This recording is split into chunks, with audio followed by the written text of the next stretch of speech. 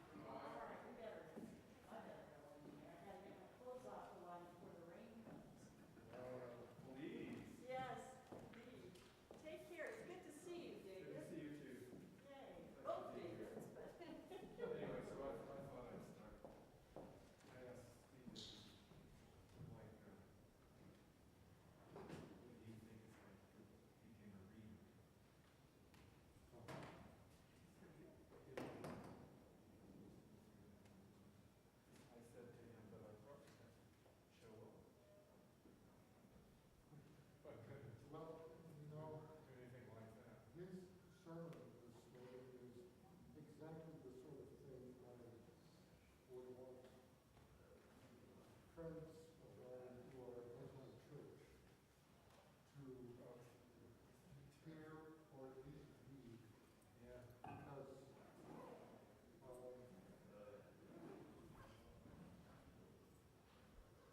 I think back to my Roman Catholic days, and I definitely remember 1989 when the bishops came out with their so-called pastoral letter on, I guess I might say, homosexual people, and how basically were objectively disordered.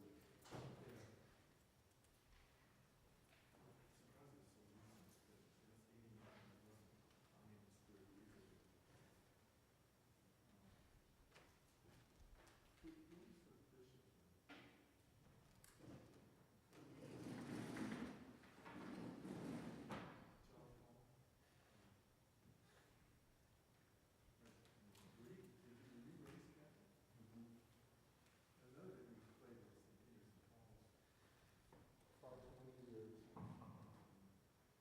You know, I don't know whether you know, but I played there when I first came here. And when this is 45 years ago. The Monsignor was the priest and senior believer. I don't know, I forget his name, but I played there for my first Sunday was Thompson, and then I played to the end, to May, to Pentecost. Then we left 2 Sundays. I've never played in a Catholic church. And they never asked me. Test, test, test, test, test, test, test, test, test, test, good. Test, test, test, test, test, test, test, test, test, test, test, good. Going out okay? All right, Peachy Keen, thank you very much. I wish all my friends who absolutely hate the concept of church. Right. I wish they could hear or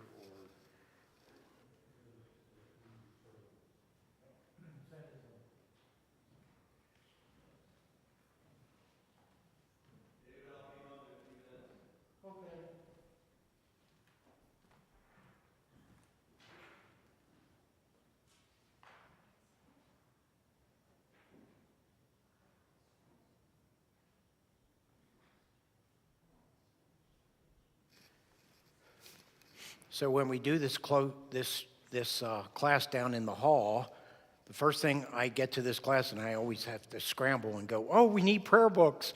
And then we have to go and run and get 35 prayer books and throw them all around. You have prayer books today. We don't have to do anything. So.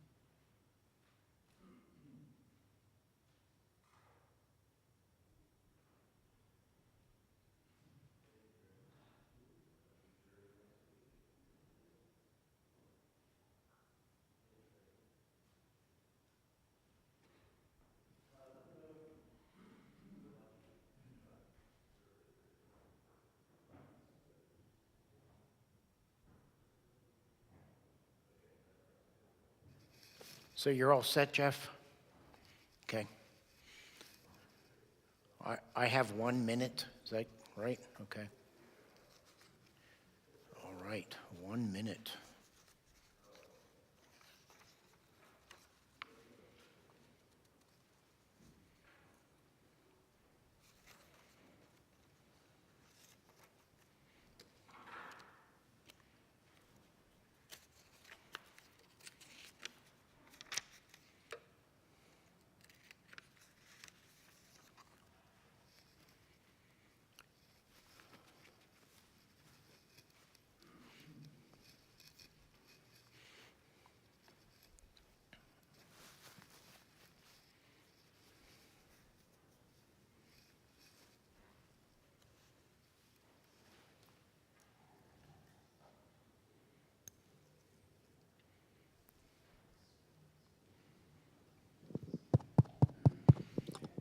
How about this mic? Test, test, test, test. All right, good. All right, very good.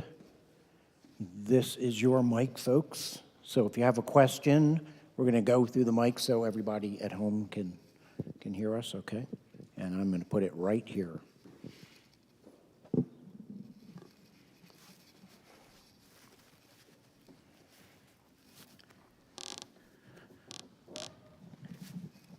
All right, I've got time. Are we good up there? All right, everybody ready to go? All right. Okay. Hi, everyone. How are you? I promise I have a collar on underneath this, see? Okay. I'm sure you all care about that. Yeah. So anything left over from last week that anybody wanted to bring up before we dive into liturgy and prayer book? You guys are easy. Okay. All right. Very good. All right. So before we actually start our discussion of the prayer book, I'm going to do this first because this comes up every year, and I sometimes forget to talk about it. And that is the words of institution in the Eucharistic prayer. So if all that is a foreign language that I just said, that's okay. So, gosh, I don't even have my bulletin from today. Is there another bulletin? Do you have one, Debbie? I have one sitting right here. I can just disappear. Just pay no attention to the disappearing person.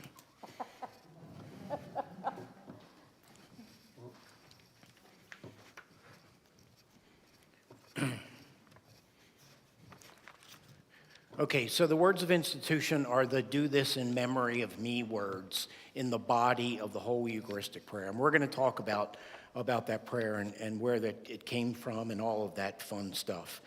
But not everybody, a lot of people want to know why it is here at Grace St. Paul's, even though it's not bolded in the bulletin. Some people take part in saying the words of institution. So I'm going to tell you that story really quickly because I think it's important for you to know how we got to that place. So when I interviewed for the position at Grace St. Paul's, after they started with 100 people and they narrowed it down to 3, and 3 of us came here and did our shtick for a weekend. When that happened, part of that was they asked us all to do a Eucharist for the vestry in the body of what we were doing. So I did that, and I had people share the words of institution when we did it together. Because the theology behind that is that, as we've already talked about, I don't have magic hands. There's nothing magic about my hands. I do not make anything happen at the Eucharist. The Eucharist happens when we are all together and we are doing, this is an act of the community. It's the most important act I think we have in the community. And that's what communion's all about. That's what creates the whole reenactment of the Last Supper experience, and it creates whatever is happening to those elements to happen. And it only happens when we're all together and we do it in community. That's why during COVID we had such an issue around, can we do community from a distance? Can we do community when you're all sitting at home and I'm here doing this? And we decided as a church that we could not, that communion only happens in the midst of community, and that we felt we could not reinvent what community meant because of a pandemic. So we decided that that's why I did not tell you to go home and go into your cabinets and get out a piece of bread and hold it up when I do the Eucharistic. We decided that is the opposite of what we believe is happening when we gather in this sense. And I got to tell you, I struggle with that decision a lot. because there were a fair number of people in the church, some progressive people in the church who were arguing against that, saying because of the conditions, we need to change the rules, and we need to do this. I remember that Diana Butler Bass was one of those people who I trust and admire on lots of levels. Diana spoke here a couple years ago. But I couldn't do it, and I mostly couldn't do it. To check myself, what I ended up doing was calling Louis Weil, who I told you today died a couple weeks, one of the great liturgists in the Episcopal Church. And I had the great privilege of having Louis as my professor for liturgy at CDSP in Berkeley. And Louis is the most respected voice in the church on liturgy. I don't think there's any question about that. So I said to him, it was his birthday, so I said, I'm struggling with this. I think I know how you stand and where I am with this, but these circumstances are such that I don't want to make a mistake here. Should we be thinking outside the box here and do something else? And he said to me, Steve, think about church history. Think about how many times in the church we went through gigantic periods of time where none of us could take communion. And in certain places in the world, people went through periods of time because of persecution or whatever. They went through years without. And in the Middle Ages, people went years without having communion. So suddenly, he said, you want to hold up a piece of bread over the internet and consecrate it? He said, that doesn't make any sense to me. So I was grateful to hear that he fell in the same boat there and that he acknowledged that before he died, and I felt more comfortable doing what we're doing here. So that's why we continue doing spiritual communion here at Grace St. Paul's during that whole time. We just did not feel like it was right to change to define community in a different way and say community can be something even when we're separate from each other. So that just so you know, that's where we came down on that. Okay, all right. So the words of institution in the Eucharistic prayer are the "Do this in memory of me" words. Okay, and as you see, they are not bolded in the bulletin, but many people in church say them anyway. And the background of that is that story I just told you about me coming here and having everybody share the words of institution because of that theology that nothing happens if we don't all take part in this, that it doesn't make any sense. So the best way I could think of to theologically represent that was for everybody to say it, because there's nothing magic in my voice or my hands. So I had everybody say it during this moment when we did that, and I've been doing that in my last parish for years. And when about 6 people in the clergy on the vestry started crying, I said, I think maybe I'm in the right place, because for the first time in their lives, they felt like they were taking part in communion in the way that they understood it. So I told the bishop that when I took this job, and I said, I know this is beyond your comfort zone, but this is where the parish is, and that's what we're going to do. And I sent him a bulletin showing him that, and he approved it. And we did it for a couple months, and then the bishop came to visit, and we did it, and he said, what are you doing? And I said, I told you. He said, this isn't Australia. He said, Australia, I'm talking about Bishop Kirk Smith. Australia, they have open communion with lay people serving. So he was not comfortable with that because, of course, it's way beyond the church's position. So I told him, I said, you approved it, and we've been doing it for 3 months, and now I'm stuck. So our compromise position was that I would take it out of the bulletin, and I came to all of you and said, here's the deal. Here's what happened. You make your own decisions about what to do and how you feel about this theologically. And that's how we ended up being in the place where it's not in the bulletin, but many people say it because it kind of represents what we're all about. Okay? I just thought I should share that so you all have some idea why that's happening. Okay? All right. So, prayer book. Other churches find their unity in an organizational system or a set of beliefs. That's what all churches are based on, except us. Episcopalians find their unity, first of all, in how we worship, in our form of worship, and of course that is expressed in the Book of Common Prayer. So the prayer book is very, very important to us because it represents who we are as a people, much more than in other traditions. In the Reformation, others were defining their positions by drawing up those statements of faith. And what did the Church of England do, as we talked about? They wrote a prayer book. So that it really is central to us in lots of ways. And the order of worship is central to us. The way that we worship now, the order of worship, is the exact same as it was in the year, we know, at least the year 125. There's Syrian Eucharistic prayers that are exactly, that use almost the same words we use. Hippolytus certainly was in the 3rd century.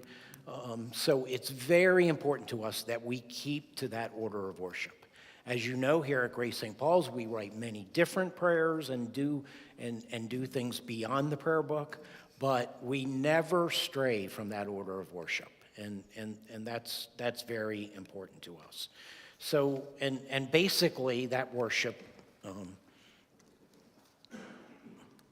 So here's the whole basis of liturgy.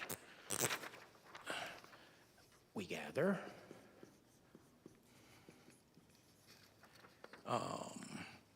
We hear the Word of God.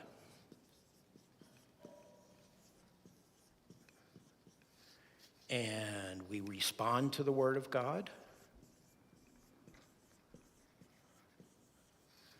And we eat. And we leave. Oops.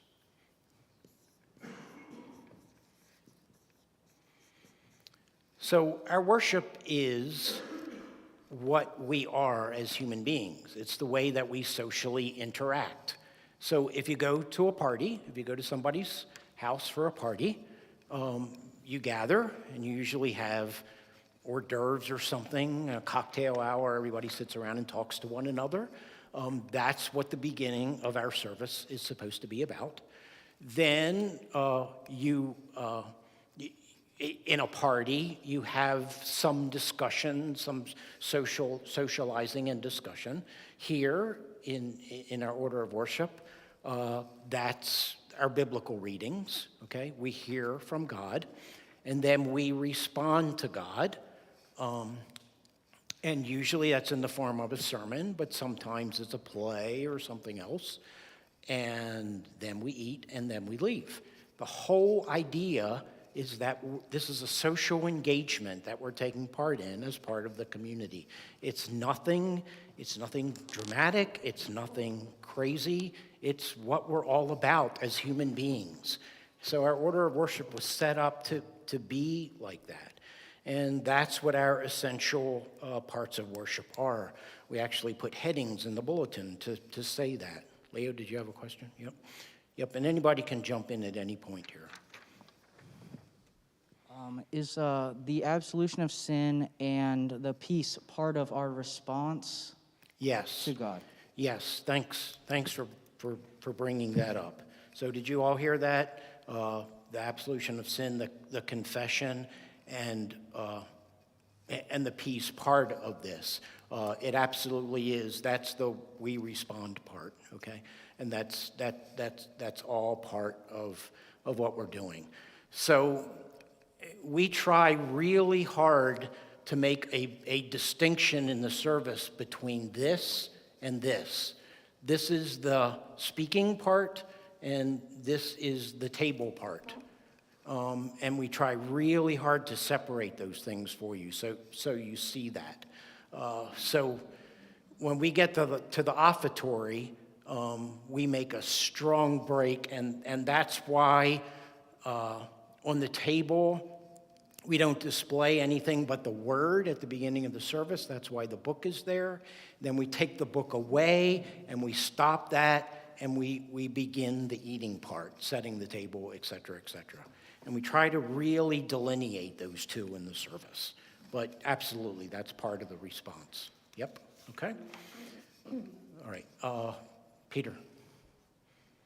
Paul. One of those saints.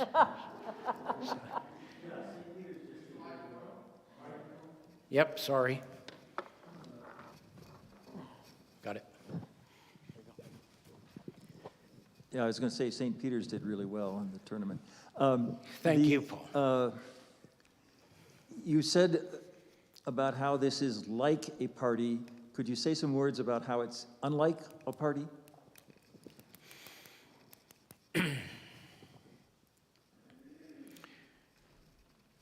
So this part in a party is the socialization part. And in church, we differentiate between listening to God and responding to God. So in the service, we spend this time just listening as opposed to dialoguing with someone, and then we respond after the fact. So it's kind of the same, we just separate them. I know that's not what you're going for, though. Well, not quite, but I mean, it really does concern me that maybe a party could be seen as a religious service, or maybe not. I mean, that has a lot to do with ecumenical development and so forth. Yes.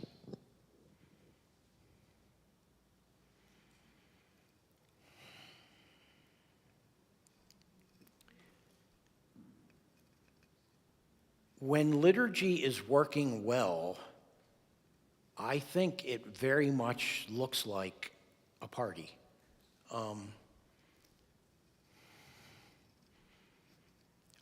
I've seen the problem the other way, that people have seen what we do in church as something totally separate from what's going on in the world.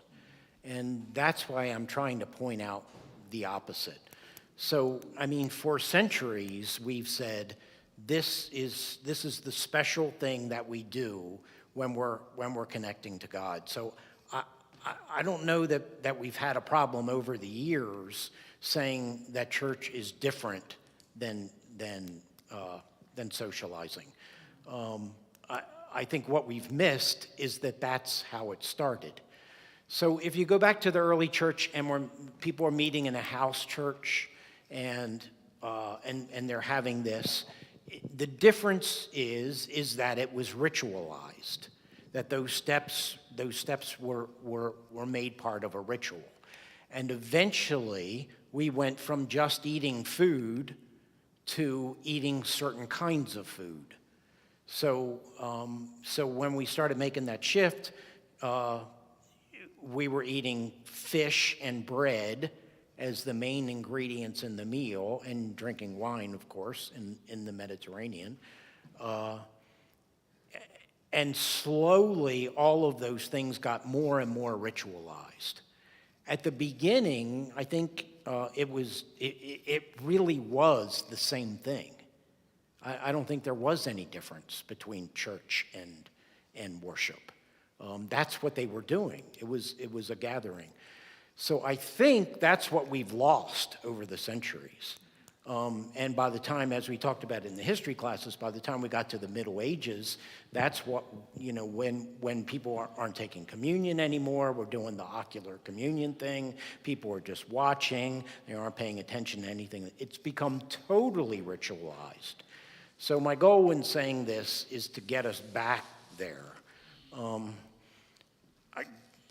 Obviously, this is a ritual, and I think it needs to stay a ritual, and that separates it from what we're doing in a regular social setting.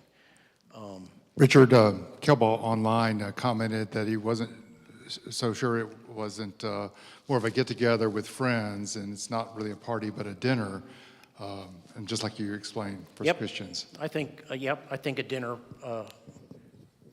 I think a dinner makes a lot of sense. Does that help? Well, let me just ask, I'll drop this, but I want to ask one further question. I'm imagining myself talking to, I don't know, Joe Sixpack and his buddies sitting around drinking beer, et cetera. And I want to say, you're going to a church service, or you're doing something like a church service, but blank, blank, blank. What's the blank, blank, blank? Except for blank, blank, blank. Except that, I mean, obviously what we're trying to do is connect ourselves to God through a natural human experience. So I think that's the goal. So if you're in a social event where that's not happening, that's very different.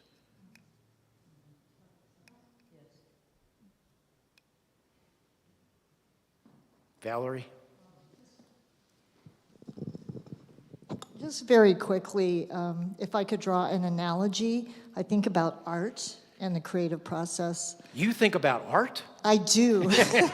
and I think about the contemplative... Valerie, tell everybody who you are, just in case they don't know. I just want to make this one point. Okay. I think about the contemplative aspects of art, that all art, the process of creation, has a contemplative aspect. And so what makes art making different from devotional art making? And That's a what really comes good up analogy. Yeah. what comes up Yeah. has to do with intention. Yeah. And that is the difference right there, is intention. That's great. That's a great analogy. That's way better than where I was going. Yep. Does that help, Paul, too? Okay. I just wanted to say that one of the most important parts to me of church and Christianity is relationship to God, relationship to each other. And so a social gathering is usually about relationship. Yep. I mean, I would hope so. I would absolutely hope so. Yep. Paul, that's the first time in the last 10 years somebody's asked that question. Everybody's questions have always been from the other direction. What do you, so I really appreciate that. I just want to say that these people who are, quote, in a party, Yep. I think are worshiping some kind of God. Okay, maybe. Yeah. Well, I mean, it may be mammon, it may be Right. alcohol, it may be Right. alcohol. Right, but they might not intentionally be doing that as part of that social gathering. But yeah, I get, yep, absolutely. But I like Valerie's analogy a lot. I think that really helps. Okay. All right, good. All right, so 1549, that's when Thomas Cranmer writes that first prayer book. It's very Roman in its approach.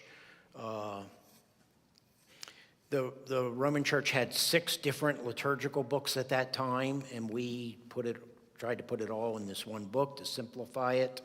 Of course, it was in the vernacular, and that's obviously 400 years before the Roman Church did that, which happened when I was a kid.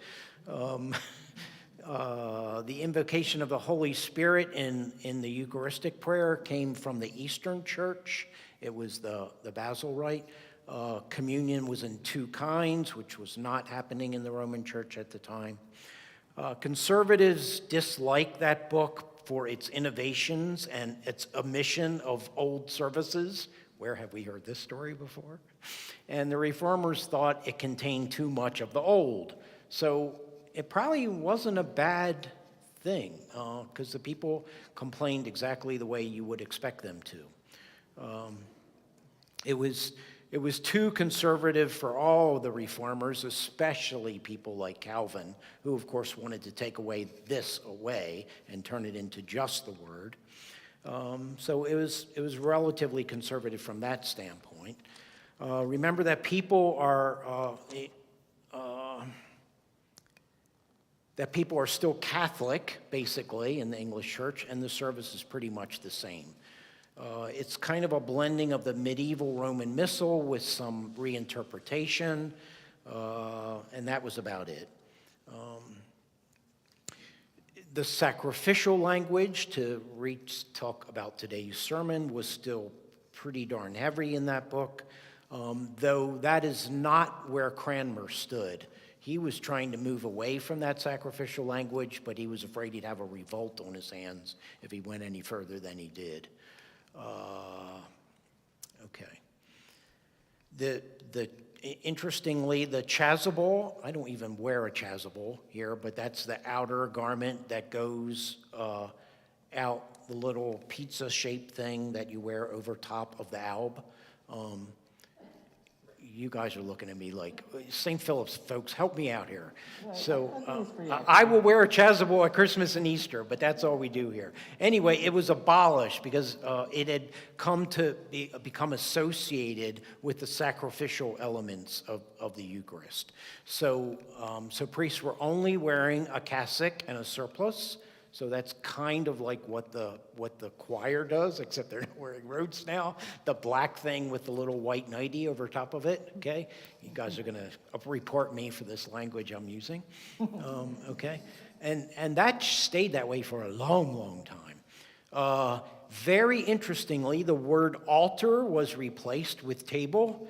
And you all probably noticed that I try really hard to not use the word altar, although it's so built into our vocabulary. I try really hard to, because of how that is associated with sacrifice.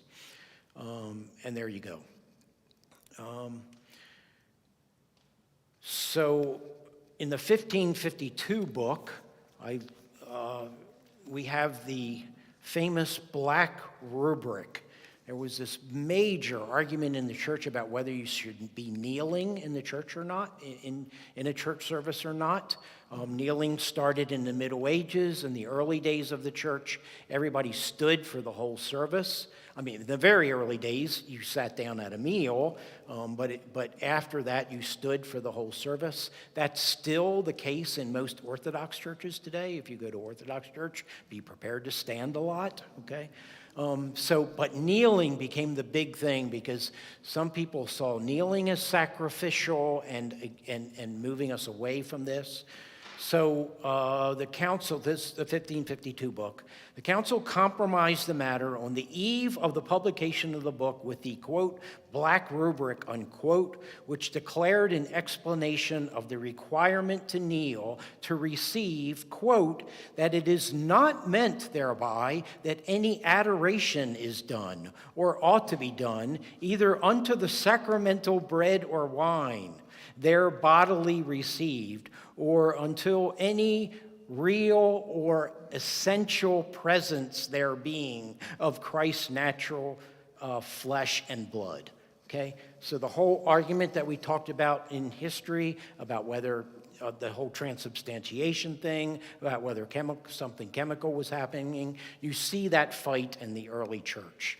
So the compromise was, in typical Anglican fashion, this is still what we do today, we're going to kneel, but it doesn't mean that we're saying that something is happening to this bread and wine. I'm making it into something else. So that gives you an idea of how that all came about, okay, and where we go from that. Valerie.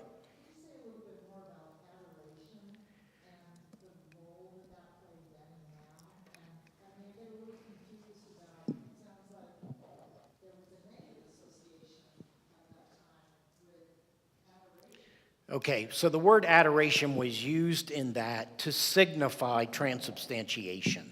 That we believe that that something chemical was happening to this bread and wine, turning it into something else. And they chose that word to be non-hostile. So no, people didn't see adoration as a bad thing.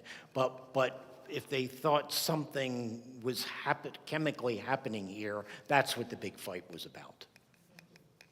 Yep. Okay, good? All right.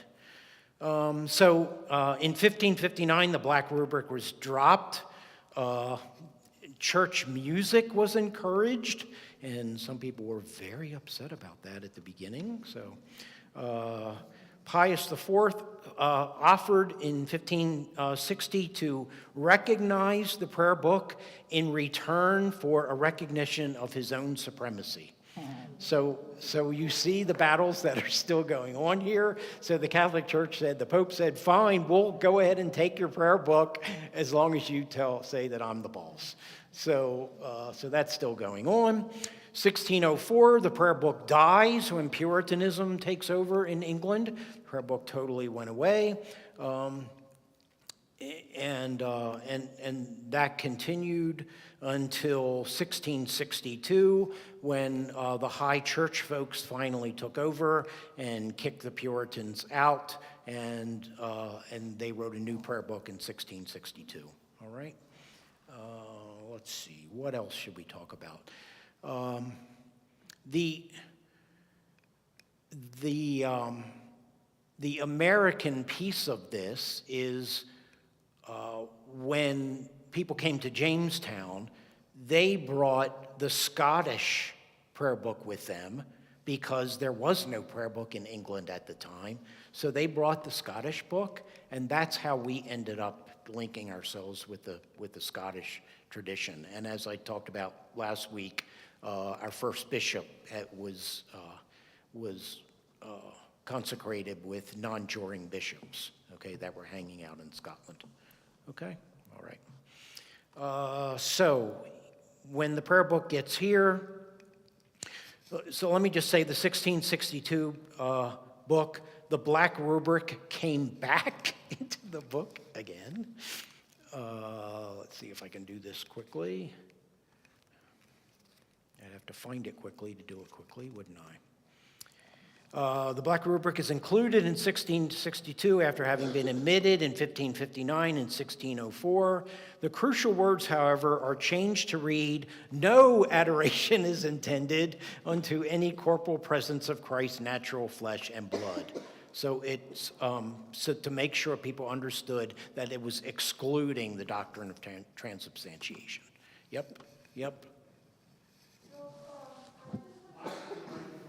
Take it easy.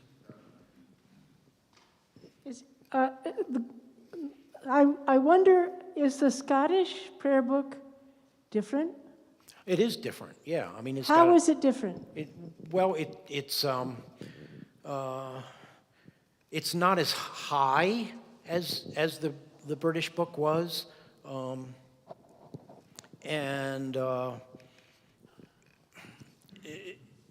so it would have been much more moderate in its tone. And the prayers were different because they had a Scottish kind of flavor to them.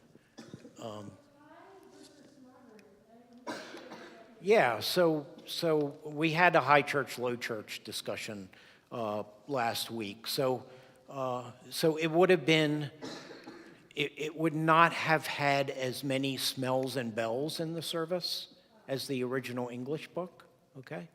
For lack of a better thing. And it's quite different now.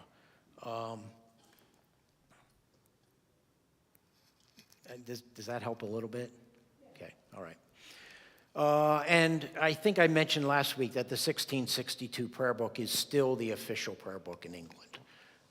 There are not many churches actually using much from it, but it is the official prayer book, okay? So I think it's hard turning 1979 into prayers that work now. Those poor priests are working with the 1662 book, so that's interesting. Okay, 1789, America.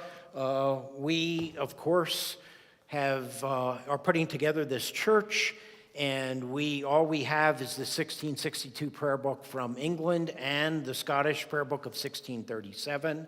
So basically what we do is we take the book and we take all the references to king in the book and scratch it out. And pretty much it's the same book other than that. This is the Age of Reason, as we talked about last week. So our book is pretty darn deist in its approach. We call ourselves the Protestant Episcopal Church in America, and I just got my W-9, and guess what it says on it? It says that I'm being paid by the Protestant Episcopal Church in America. So it's still around. We've tried to put that to bed, and we're supposed to just be called the Episcopal Church now, but it's still around. So from that standpoint, it's not Roman Catholic, but of course, the second word is Episcopal, and so bishops remain integral to us, and that's our balance here, Protestant, Episcopal. Catholic, Protestant, all at the same time. So when people ask you, are you Catholic? Just say yes. Are you Protestant? Just say yes. So, because we really are both. All right. Let's see. So in our book, our Eucharistic prayers are much more like in the Scottish book than they are in the English book. And I think I told you last week, the second half of the Eucharistic prayer that we're using at 10 o'clock now is straight out of the Scottish book. So that'll give you a flavor for where they are now. There you go. Okay. In 1892 is the next time we go around with this.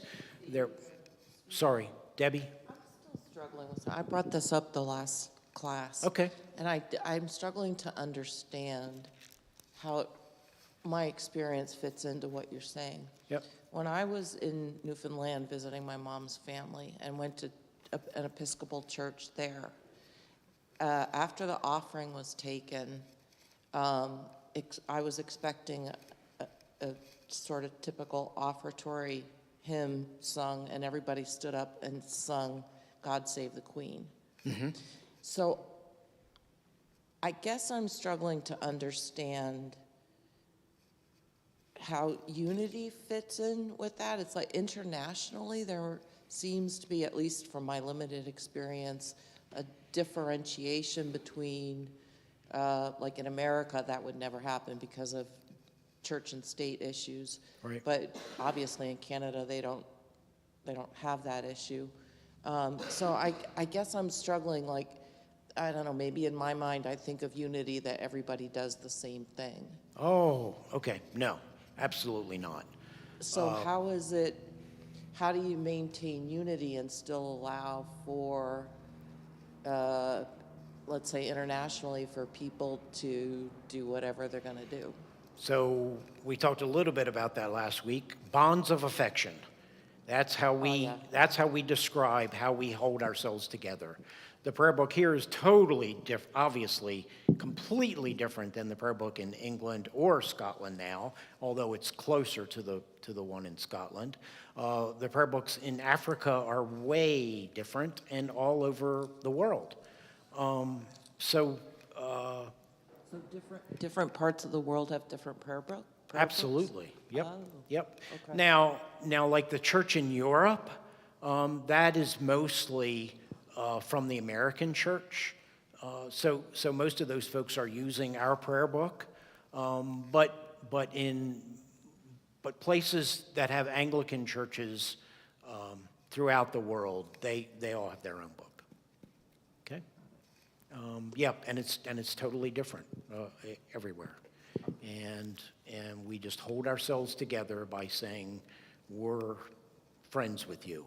The only other thing that holds us together is the gathering of all the bishops in the church at the Lambeth Conference that happens every 10 years. And the bishops all gather as a group every 10 years and talk about all this stuff and trying to hold us all together, and they make these lovely statements about the Anglican communion, and none of them are binding resolutions for us. Because, why? We don't do anything in the American Episcopal Church without lay people participating in the decision. So anything that bishops tell us, that's all fine and dandy, but we don't have to accept any of it because we do it all together. Okay, so very different polity throughout the church. England now, their polity is much closer to America than it is to what it was before. Okay? All right, good. Okay.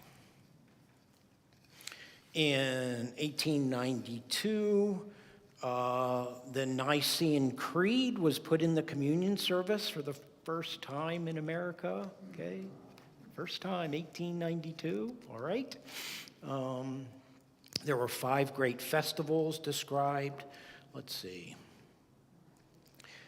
The permission to admit the descent into hell clause from the Nicene Creed was withdrawn at the 1892. The Magnificat was restored in the 1892 book. The Decalogue could be omitted at times. And the Nicene Creed is printed in Holy Communion and must be used on the 5 great festivals of the church. So I just find that interesting. Leo? Can you speak about the history of facing the east during the Nicene Creed, when that started and when it stopped? No. Okay. No, I don't know about that. Oh, okay. We can talk later then. Okay. So as a church, people would turn east during the Nicene Creed? I don't know about that. Okay, well, you'll hear about that next week after Leo tells me about it. All right, very good. All right. So 1928 was our next prayer book. There was a much greater emphasis on a missionary vocation in that book and a social response to the gospel, and less on the depravity of humanity. So it was much less Calvinistic. So those of you with the 1928 prayer book, believe it or not, that is less Calvinistic and less about the depravity of humanity than the books before it. So that will give you some idea how much that was a major part of who we were as a church before. Things really changed in the 28 prayer book from those perspectives. I love what Bishop Tuttle said about that. Octogenarian, Bishop Tuttle was the bishop of Utah back before it was a state. Bishop Tuttle, who had been presiding bishop for nearly 20 years, was quoted in the press as saying that, quote, the industrial situation, the rights of women, and the way to obtain world peace were most important than questions concerning forms and ceremonies. So you see the church really changed its emphasis on the social gospel and taking care of people, and we were less concerned that we were doing it right. Okay, that's a really major thing. One more. This is Bishop Slattery when the 1928 book was being put together. We are trying to avoid vain repetitions, the use of archaic words or phrases, which to the ordinary layman mean either nothing or something untrue, and such length of prayer or praise in any one part of any service that the mind becomes numb and the worship of the heart ceases. So everyone else to ask if we not have a more collected worshiper, if the prayer of consecration in the Holy Communion were much shorter than it is. So how about that? So somebody was concerned about you nodding off in church. So that was definitely a part of the whole 1928 discussion. And, you know, looking at the book now, we all go, oh my gosh, you got to be kidding. But we came a long way, so. Baptism, there was much more emphasis on resurrection and less on original sin. So that discussion we had in the first class really started there. Also in the 1928 prayer book, thank you, Jesus. In the wedding ceremony, the word obey was dropped from the woman's vow. 1928. But we finally got it out of there in 1928. Okay. What's that? Well, yeah, that's true. That was all happening at the same time. That's right. That's right. All right. Very good.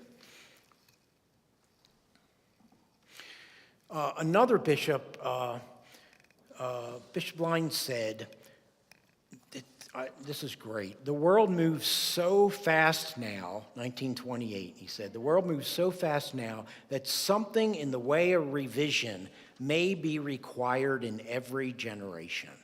And I think that was a very helpful comment to be made in 1929. Okay? 1928. What's that? Well, and so you see why we're doing what we do now. I mean, if it was the case in 1928, I mean, you know what's happening in our world today. That's why we're writing you liturgies every single week, because a book cannot keep up with where we're going anymore. So, 1979, the biggest effect on our present prayer book, and by the way, our liturgy and music people are frantically working away on a new prayer book. But by the time it comes out, I'm afraid it's already going to be outdated. But they're working away on it right now. So 1979, the biggest effect on this book was the Dead Sea Scrolls, because we had just found them. We just learned all these things about the early church that we didn't know. It was really, really exciting stuff. And also the language was modernized. It's in this book from the 1928 prayer book. If you put them next to each other, you see that all the time. Very interestingly, at General Convention, 95% of the clergy approved the 1979 prayer book. That never happens in this church. And 80% of the lay deputies. So the book passed overwhelmingly. And that's when we officially dropped Protestant from our name, Protestant Episcopal Church. But as I told you, it's still on my W-9. So things change slowly. Baptism really changed in this book. And the whole idea about original sin was dropped from this book. And it was all about full initiation into the body. Eucharist became the central service of this church in the 79 prayer book. It took that long for that to happen. Okay? All right, very good. All right, so as far as the future, I really think we're in a place. I feel bad for the people working on the book right now because, I mean, they changed something, and then the next week, it's changed again. So I really think that we're going to be, the prayer book is always going to be central to us, and it's always very close to our hearts, but we're always going to have to be rewriting stuff all the time, I think. We really are going to be an unbound liturgical church. And whereas there are so many people in this church fighting that and still doing services directly out of this book, I don't think it can keep going. It can't. Not if we're going to survive and live in a new church and be a voice that's important in the world that we lived in now. So anyway, that's where I am. Okay. I want to do my editorializing part, and then we'll go through the book, okay? All right. So this is my personal understanding of liturgy, and it's important for all of you to understand where I'm coming from here. I believe that it's very important for us to carry tradition as a living resource within the reality of the local community. The way that we do liturgy here at Grace St. Paul's would be different if we were in Africa. It would be different if we were somewhere else. It would be different if we were in South Carolina. Okay, I would not write the same service. We would not do the same thing. But I truly believe that we have to carry the tradition of the ancient church with us the whole time. And that's why we are never gonna stray from that order of worship. I think it's really easy to be rigid and follow a formula, and I think a lot of churches do today. They just follow the formula and do the prayer book, and that's it. I also think it's very easy to do anything you want in the church. And you will see that in some megachurches now, where it's more like you're going to a movie than you are back to worship, back to Paul's original point. It's called worship, but is it? And I think it's really easy to do a service where you're just doing something to charge people up. But that's not liturgy. And neither is staying rigid and following a formula. The key to good liturgy for me is to do both, to hold on to that ancient tradition, but just do it in a way that speaks to people in the 21st century and this place at this time with what's going on in the world. And it's not easy to do, and it's daggone hard work, I will tell you all. But I hope you see the result, what's going on there. So here are my 5 points for a great liturgy. Number one, it needs to be invitational. It needs to invite the community into what we're doing. It's not about the priest. It can't be. Number two, it is an act of the community. It is something that we do together and only works if we're doing it together. Number three, it has to be interpreted for the culture and the setting. Like I said, this is not the service I would do even in Phoenix. I would change it.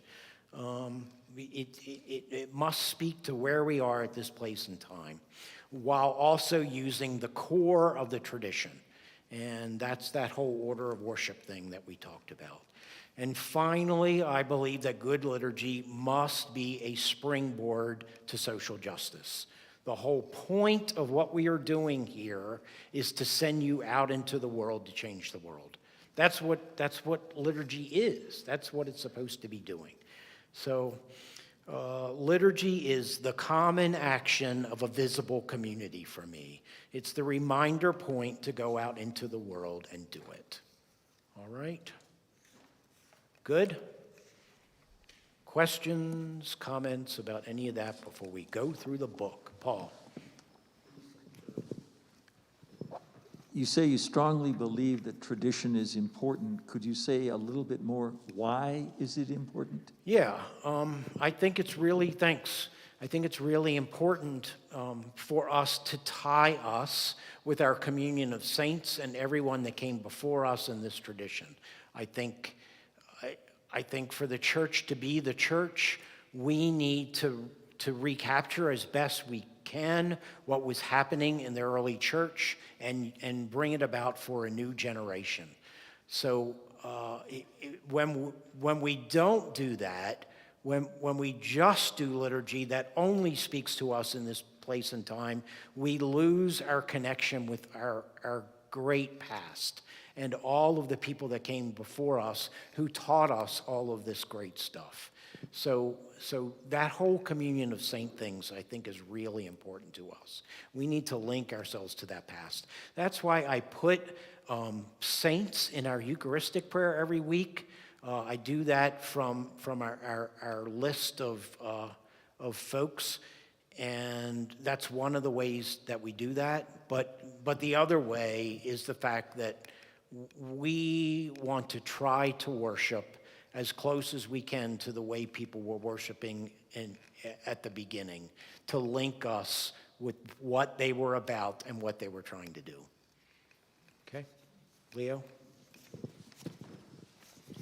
Are there certain hard lines liturgically that the Episcopal Church draws, like what is not allowed, what is allowed? And in line with that, the historical documents part of the prayer book. Yes. In specifically even like the Articles of Faith, how much does that theologically influence the liturgy, and are there those hard lines? Okay, those are really good questions. Hard lines. There's nothing really hard in the Episcopal Church. So I don't think the lines are hard, but most bishops in the church want to hold on to that ancient liturgical tradition, and most are not willing to bend too much from the way that it's done in the prayer book. And that changes bishop to bishop. And that's the other thing in this church. We don't have a figurehead who says you all have to believe this. So the lines are never going to be terribly hard. But I will tell you from personal experience, I send our liturgies to the bishop, and at the beginning of my time here at Grace St. Paul's, I had lots of conversations with the bishop where the bishop said, you can't do this. Happens all the time. So it's up to individual bishops, and we talk all that out. The other thing is that's the way the church changes, is somebody doing something to capture something that hasn't been done before. And I will say to both Bishop Kirk's and Bishop Jennifer's credit, they have allowed us to go much further at Grace St. Paul's than in other churches because they see what's happening and they realize that. So even though it's beyond both of their of the places where they're comfortable, they've allowed us to go further for that. So, and that is another reason I am an Episcopalian and so grateful to be in this church. But obviously, we need something to hold us together, and I appreciate the bishop holding my feet to the fire to make sure that happens. Your second part was the documents in the back of the prayer book, which we'll quickly mention as we go through it. No, all of the historical documents in the prayer book are there for historical reasons, and you don't need to believe any of them to be an Episcopalian. Okay? They're all historical documents that you need to know about and you should know about, and it's fine and dandy for you to argue with the theology in them all the time, okay? And which we do on a regular basis. So yeah, does that answer that part of the question? Okay, good. All right. Anything else? Next, we got 30 minutes to get through the entire prayer book. So I just want to make sure that you're comfortable with it. Those of you who know the prayer book well, forgive me, but you'll probably still pick up some stuff that you didn't know, okay? Good. All right. So if you look at page 8, grab a prayer book. It's usually the red one in the pews. My gosh, Karen can't find a prayer book. So there's not enough of them. Oh, okay. Okay, page 8. So this is our historical document in the prayer book. This is the ratification of the Book of Common Prayer from 1789 at our own Constitutional Convention of the Episcopal Church. And it reads very much like the Scottish version and the English version, except there's no king or no parliament. So there you go. But that's good for you to know is there. So we just pass this down from book to book, okay? All right. I want to point out something quickly to you on page 9 in the first paragraph near the bottom. And therefore, by common consent and authority, this book may be altered, abridged, enlarged, amended, or otherwise disposed of, as may seem most convenient for the edification of the people. When I get in trouble with the bishop, I turn to page 9 and say, Bishop, that's what it's in the book. So I want you to know that that's there. So this book is not,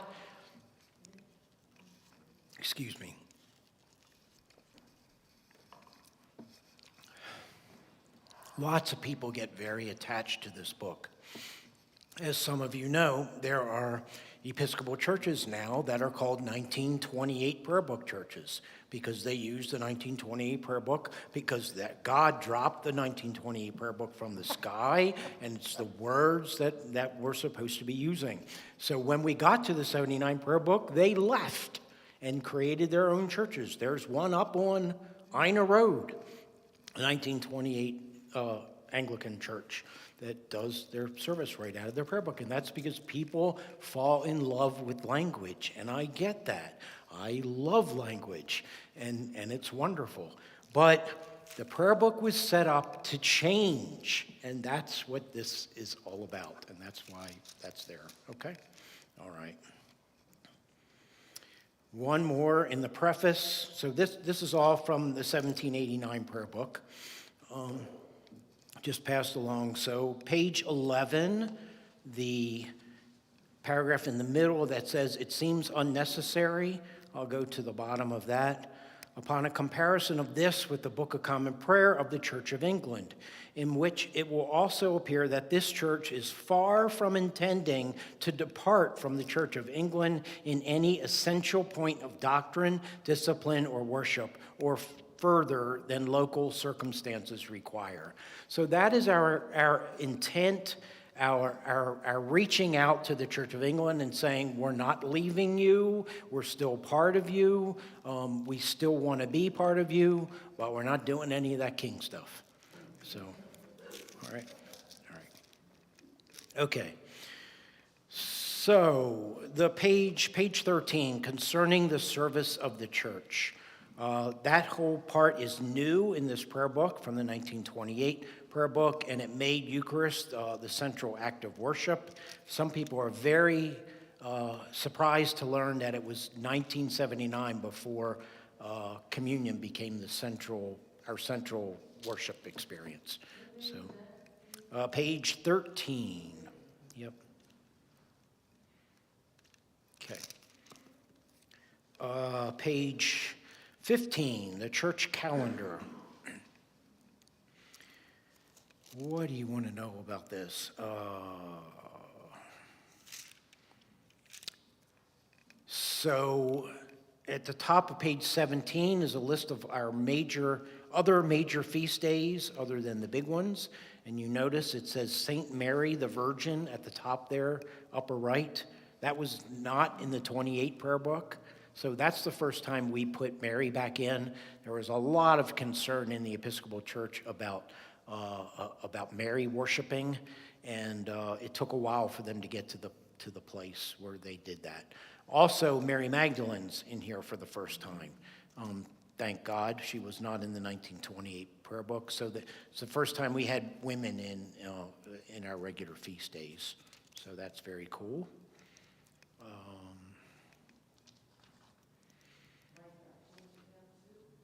Oh, yeah, definitely. Absolutely. Yep.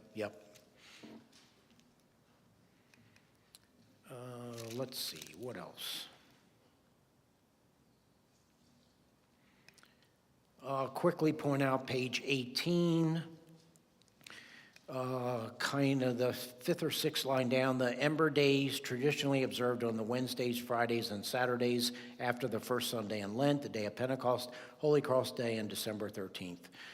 Ember Days are days that got set aside early in the church for special prayer or devotion, and they've continued down historically in the church. We never talk about them. The only people in the church that know anything about Ember Days are people that are studying to become a priest or deacon, because everybody who's in the process to become clergy in this church, they have to write an Ember Day letter to the bishop.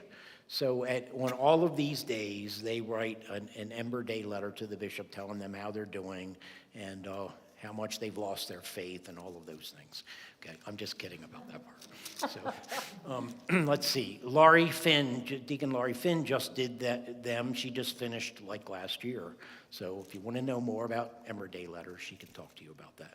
Bishops spend a lot of time reading Ember Day letters. All right. So the calendar, starting on page 9, that has a list of all of our feast days, except it is totally out of date. We have hundreds more saints now than we do, and we have a whole book out listing them all, which I'll show you next week. But we have literally hundreds more saints than is in here now. So that part of the book is pretty much useless. Page 31 has a breakdown of the liturgical year. That's really helpful for you. So you see Advent and Christmas and Epiphany and Lent and Holy Week and how we go through that process each year. So that's a nice little helpful thing. And then after that comes the daily office. So the daily office comes from the monastery tradition. It's the way that monks and other people who live in monasteries go through the day on a regular basis. So there's a morning prayer and a midday prayer and an evening prayer and a nighttime prayer. And it's the daily way that you work through everything. And the setup in a monastery or in any kind of tradition that follows a rule is to go through that pattern. So you pray, you wake up, you pray, you eat, you pray, you eat, you work, then you pray again, then you eat again, then you work, and then you pray, and then you go to bed. I mean, that's what you do every day, follow that same pattern. So that's where this came from, the daily office. Many people in the Episcopal Church use the daily office every single day and do this as their self-discipline. Valerie probably does this every day. Am I speaking out of, okay, yep, out of turn? So it's a very helpful way to keep yourself centered in God. So there's the morning prayer there in the book it's marked Rite 1 and Rite 2. Rite 1 refers to Old English language, and Rite 2 is more contemporary language, but it's the exact same rite there, okay? And we use morning prayer and evening prayer usually at Grace St. Paul's, like if we're having a meeting or something, or we're having a gathering of some kind, we would use the morning or evening prayer to get into that, okay? So you see morning and evening, and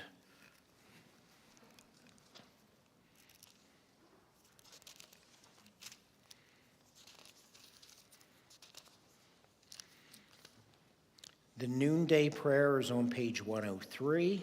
That's a very, very short service for right before, as you transition from morning to afternoon. And then is an order for evening and evening prayer. And then the last one is called Compline, and that's the service that you do at nighttime right before you go to bed. Very nice service. So those are set up for usually for small groups to use, but that's the whole monastery experience. That's been part of our tradition from the very beginning. Okay? Good, Paul? Quick question. Will Yep. the creation season appear in the calendar of seasons in the next book? Yes. So right now we've been it is in the Book of Occasional Services. So that's a separate book from this, and it's called the Book of Occasional Services, and it lists services for all other times in the year that aren't in the prayer book, and it's in there now. So it's already in there. We used the litany from that creation service on Ash Wednesday here. So it's in that book, and that's published, and it's out. And I pray to God it's in the next prayer book, but I can't guarantee that. Okay? We move fast in this church compared to many churches. In 20 years, we've brought the season of creation into fruition, which is very cool. But I'm not sure it's going to be quite that fast. So we'll see how it goes. Okay?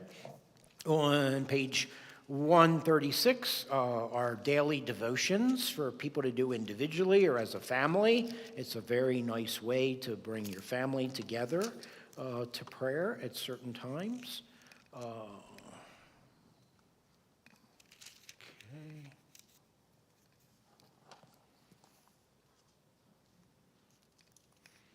Okay, and there's all kinds of lovely rubrics in all of these to follow along exactly what you should be doing with all kinds of fun rules. Like at the bottom of page 143, the last thing in that rubric is, when a meal is to follow, a blessing over food may serve as the conclusion of this form of service.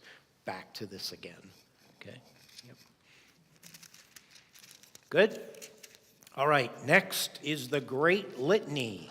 And we just did the Great Litany on the first Sunday of Lent. So that was just 2 weeks ago, right? So that comes straight from the prayer book, probably goes back to the 5th century, and the language that we used at our service is in a supplemental book to the Book of Common Prayer, and that's called Enriching Our Worship, and the language is much more modernized than it is here, but this is where it comes from. Okay? All right. Then we get into the collects. So the collects are the prayers that we do at the beginning of the service. After the processional hymn and the opening acclamation, we do a collect. Those collects are written for the whole church year and put in the service here. We do the collect out of the prayer book at our 7:45 a.m. service every Sunday. Right out of the prayer book with a couple tweaks. We don't use the word Lord. We've changed that to God. And we've changed lives and reigns to lives and loves. But otherwise, we take it right out of the prayer book. The problem with the collects in the prayer book are that we're on a 3-year lectionary, as I think you all know. We follow the lectionary of the Revised Common Lectionary, which lasts for 3 years. These collects were written for just 1 year. So the collects are the same every year. So sometimes they work really nicely with the readings.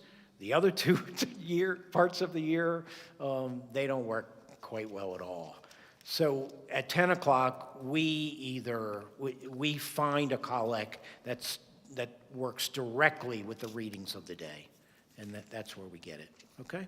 And there's, again, traditional language in here and contemporary language. Okay, good? Stop me anytime I'm going too fast or going through anything, okay? There are also collects in here for occasions of the year. So like on page 251, you see some of them for certain situations and for certain events. And those are really nice to have. We use them often. All right. Then we get to specific liturgies for certain days in the church. The first one is on page 264. That's the Ash Wednesday service. And as those of you who were here on Ash Wednesday know, I just gave up trying to use this liturgy starting this year. I just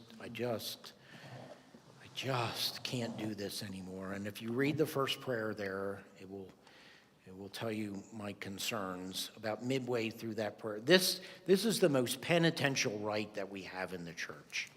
But that opening prayer, create and make in us new and contrite hearts, that we, worthily lamenting our sins and acknowledging our wretchedness, may obtain of you, the God of all mercy, perfect remission and forgiveness. Okay, that's the tone of this entire service. I just don't know how helpful that is in the world that we live in today. So I've changed the stress on Ash Wednesday to our connection to the earth. Remember that you are dust, is what it says in here, and try to connect us to a new kind of Lenten experience through that.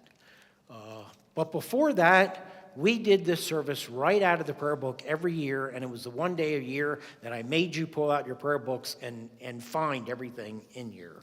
So there you go. The next service in here is Palm Sunday, and we will use most of this on Palm Sunday. We have 2 Gospels on Palm Sunday, and that shows you that in here. The next service is Maundy Thursday. Maundy Thursday is for everything that I feel the most important service that we do in the church. It represents who I think we are in every fashion, and it just gives a little summary of how to do that service in here. But Maundy Thursday is what we're all about. I think it says everything that we are as Christians. The next day is Good Friday. The next service in here is Good Friday, and also the next day. We have also, my greatest concern with the Good Friday liturgy in the prayer book is it uses the gospel, it specifies that you use the Gospel of John, the Passion from the Gospel of John. And as most of you probably know, the Gospel of John has all of the pejorative phrases about the Jews. And in the Gospel of John, it's all about the Jews killing Jesus. And whereas I can certainly explain to everybody historically why that's the case, why the author of the Gospel of John is writing like that, because they're all getting pushed out of the synagogue, because they're having fights with the rest of the Jewish community about whether they're really Jewish or not, and all of that language is coming out in the Gospel of John. You can't describe that in church to people when they're just sitting there. So I personally believe that part of the Gospel of John has done more to contribute to anti-Semitism than anything in the church, or maybe anything around. So I just won't do it anymore. I just won't go there. It's not helpful. And most of the church is now in agreement with me. And there are many people in the church writing a new Good Friday liturgy. And I'm very, very grateful to that, because I just will not participate in anti-Semitism, and we're just not going there. So we do a Tenebrae service here, which is a lovely, lovely service where we go from light to dark, and we capture all of the imagery through gospel readings. We just won't use that language. Valerie? Yep.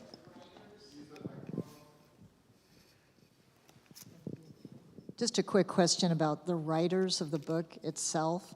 Of this book? You just spoke about that, and Yep. so I wondered that active rewriting that happens, Yep. the revisions, is Yep. that the bishops getting together to do that? Nope, How it's does that occur? It's clergy and lay people meeting together. People sign up to be in the group. It's called the Commission on Liturgy and Music, and they just gather together to do this. They get handpicked and selected to be, and some people volunteer to be on that committee, and they just write away by themselves. And then it goes to General Convention to get approved. So do you see that happening soon? Yeah, it's happening right now. Excellent. They're writing away as fast as they can write. And you know, our General Convention's a year past when it was supposed to be, so they have a whole nother year to do this, but this is a lot of work. And of course, you can imagine doing this by committee. You know, I served on the Season of Creation subcommittee for the church when we started in 2006, and it is so hard to write any. So we wrote 8 collects and that litany and a couple other things, and a confession and something else I'm forgetting. And it took us 3 years, because everybody wants to change, and you know, and we're just going back and forth. It's so hard to write things by committee, but it's important that we do that, and it just takes time. So it's good. But we ended up with prayers that I can use right out of the book. So, except for one, they slid one back in on me when I wasn't watching, but other than that, it's all good stuff, okay? All right, and then next in the book comes the Easter Vigil service, and then after that comes our Baptismal Service, okay? And we mostly use that service pretty much as it's laid out in the book. And then comes our Eucharistic Services. So it starts with a penitential service called the Decalogue on page 317. And again, these are split up into Rite 1 and Rite 2. Rite 1 is very traditional language. Rite 2 is very contemporary language. I will share with all of you that one of the reasons I applied for the position at Grace St. Paul's is that they put in their literature that they weren't doing a Rite 1 service. So I thought maybe this will be a good match. So anyway, so those are all there. The big joke in the Episcopal Church is if you come into church and pick up a prayer book and take it and drop it down on the table, it will open up automatically to page 355. Some of you who have been through this know that, because that's where the main Eucharistic service starts. So that's the big joke. So that's the one that most people use every Sunday, and you guys hardly ever get to see. So here it is. All right? Okay.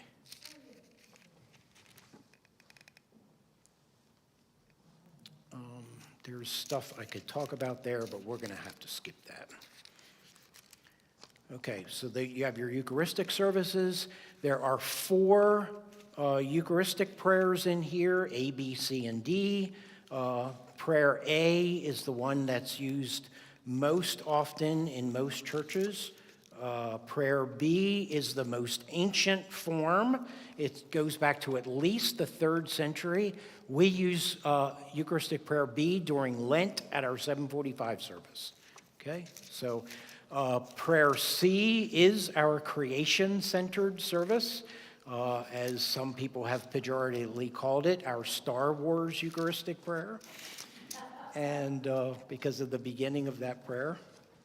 And Eucharistic Prayer D is not used very much in the church, but it is the most ecumenical prayer we have. It was a group from the Methodist Church, Roman Catholic, Presbyterian. We all worked on this together and came up with this. So that's kind of cool that we have a Eucharistic prayer that so many different people used. Okay? All right. Next comes Prayers of the People on page 383. So in many Episcopal churches, there are 6 forms of Prayers of the People in here. In many Episcopal churches, they alternate them week by week. They just say, today we're using Form 4, and everybody turns to Form 4 in the book, and you read it right out of there. As you all know, we write our own Prayers of the People in this church, and you need to know that the people who wrote the prayer book originally, the 79 prayer book, they said, in fact, it says it right in the rubric here, these prayers are not intended to be used just as they are. They're just examples of how you pray in individual communities. So it was never meant to be used right out of the book like that, but that's unfortunately how most people use them. All right. After that comes collects at the prayers on page 394. These are the concluding collects that are used throughout the church year, and we always write our own, so there you go. Next comes communion under special circumstances. So this is for giving communion to somebody when they're sick or there's some reason why you can't do it under normal conditions. Then comes my favorite 2 pages in the prayer book, page 400 and 401, an order for celebrating the Eucharist. And this says the things that we talked about right here. Here's are the things that you have to have a legal Eucharist. So back to Leo's question there about what you can do and can't do. This is what you have to do. You have to gather, you have to proclaim and respond to the Word of God, you have to pray for the world and the church, you have to exchange the peace, you prepare the table, you make Eucharist, you break bread, you share, and that's it. That's what you have to have a legal Eucharist in the church. Okay? So when you're on the beach, this is what everybody always uses. Okay? Just pull this out and make sure they do all the parts. Okay? Very cool. All right. Okay. I will point out that the closest we get to excommunication in the Episcopal Church is on page 409, the disciplinary rubric on page 409. If the priest knows that a person who is living a notoriously evil life intends to come to communion, the priest shall speak to that person privately and tell that person that he may not come to the holy table until he has given clear proof of repentance and amendment of life. That's as close as we get to excommunication in this church, just so you know. Okay, how am I doing here? Not great. Pastoral Offices. So after that comes all of our pastoral services, confirmation, which we will do when the bishop comes, and all of you want to get received into the church. Then comes marriage on page 423.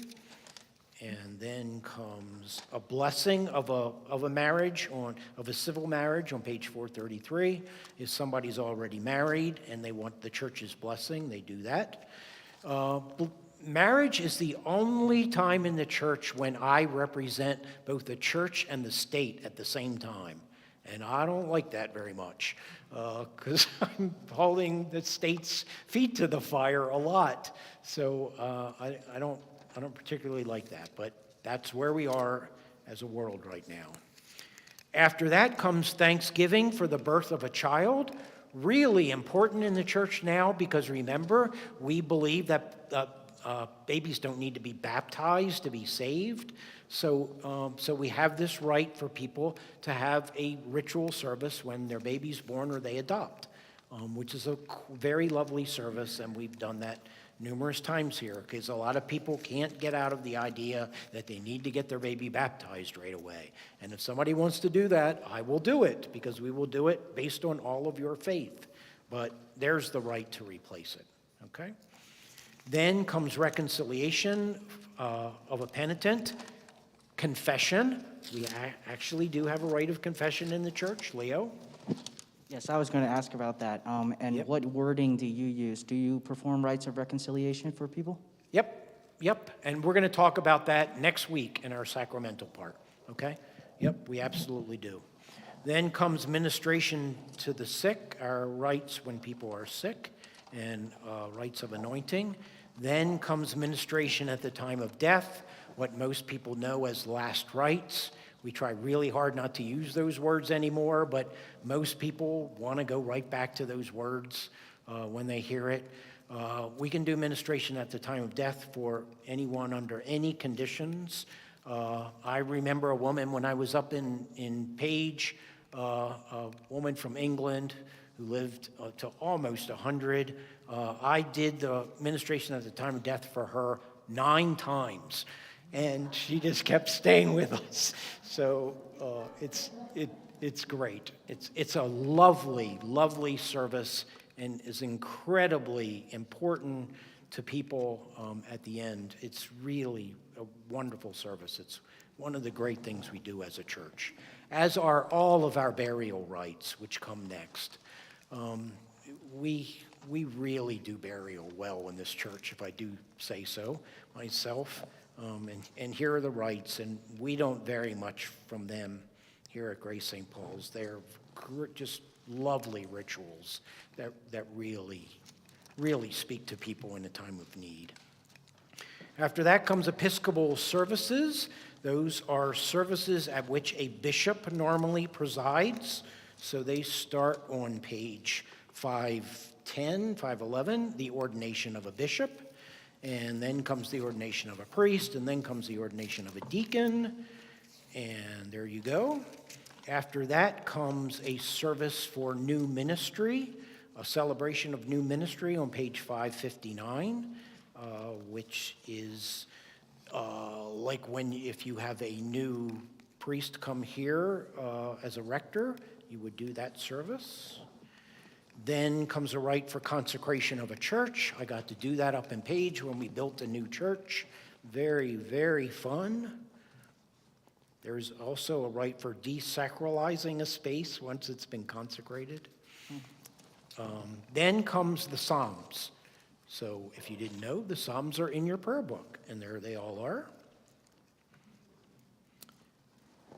And that takes us to the prayers, which begin on page 814. We have lovely prayers for all occasions of life. The one that you guys hear the most often in church is the prayer for birthdays, and we do that prayer right out of the prayer book. So that's there, but we have prayers for all kinds of events and all kinds of situations. Probably still not enough, but they're very helpful. After that comes a group of thanksgivings for different situations in life, and that's great. And then comes an outline of the faith on page 845. These are the question and answer things that we used to call a catechism. In the Roman Catholic Church, these are extremely important. We're going to talk about these in a later class, but the flavor, I'm just trying to give you a quick way to get the flavor of them. They're really helpful to do. Well, just the rubric on page 844 will help.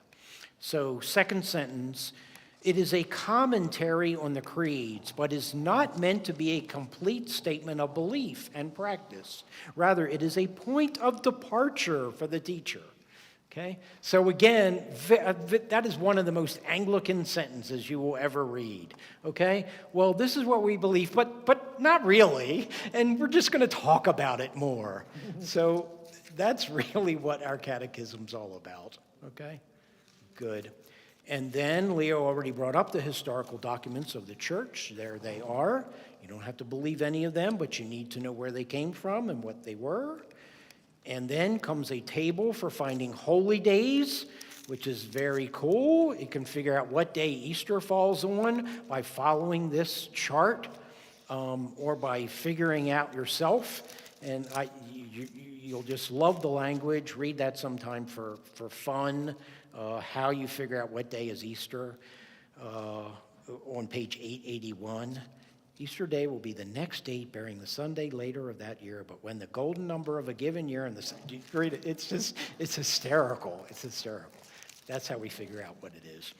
Then comes the lectionary after that, and this lectionary the daily lectionary is still what we use and is helpful, but the Episcopal lectionary has been totally replaced by the Revised Common Lectionary, so we're doing the same lectionary as all the other mainline churches, so this is not helpful for you at all on any of those.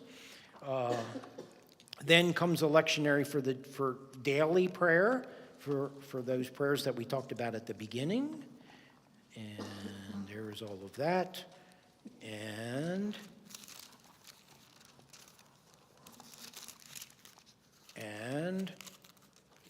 then there's ones for holy days, and that's it. That's your whole book. And I only missed by 3 minutes. Questions?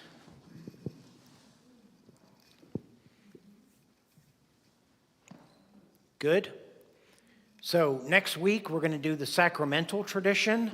And I'll give you a hint that we think sacraments are a lot more than baptism and communion. Okay? It's a much bigger picture than that. All right? But we'll talk about that whole tradition and where it comes from and why we do all those things. Okay? Thank you all. Thank you, thank you, thank you. Yep. Thank you, everyone at home.